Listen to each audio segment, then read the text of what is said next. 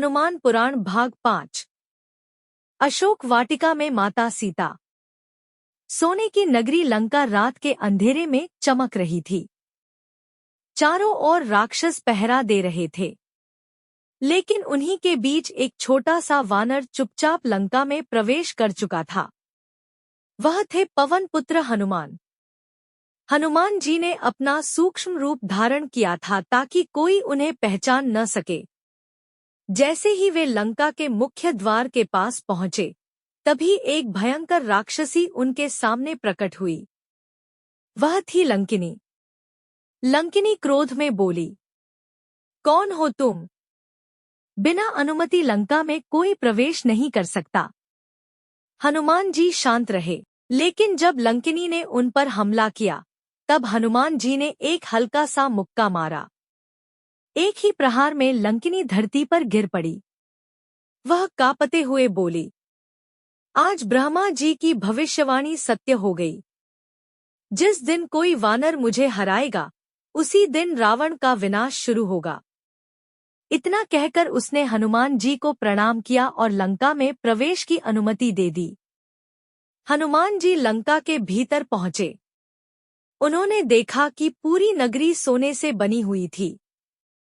हर ओर विलासिता, मदिरा और अहंकार का वातावरण था।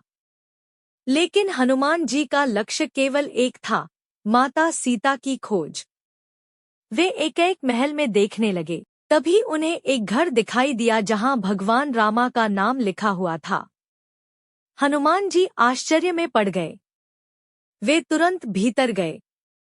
वहां उन्होंने विभीषण को देखा जो श्रीराम का ध्यान कर रहे थे।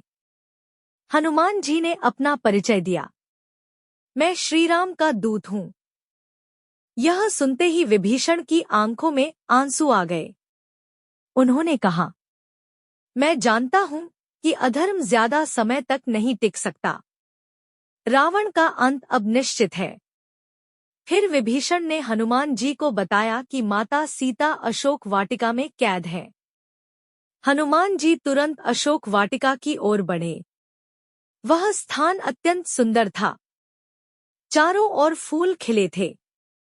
लेकिन उसी वाटिका के बीच एक वृक्ष के नीचे माता सीता बैठी थी। उनके चेहरे पर दुख साफ दिखाई दे रहा था।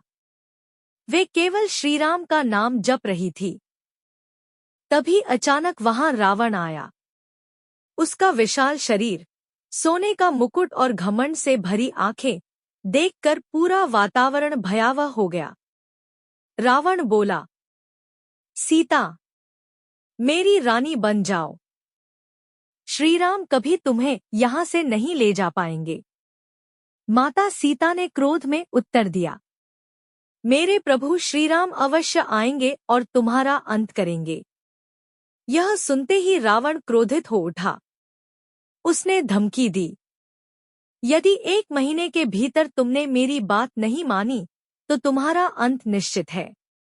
इतना कहकर रावण वहां से चला गया।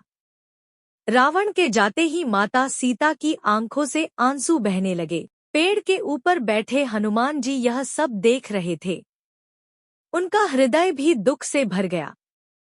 उन्होंने मन ही मन कहा, माता, अब आपका दुख समाप्त होने वाला है। रामदूत आपको ढूंढ चुका है। और फिर हनुमान जी धीरे धीरे वृक्ष से नीचे उतरने लगे। जय श्री राम।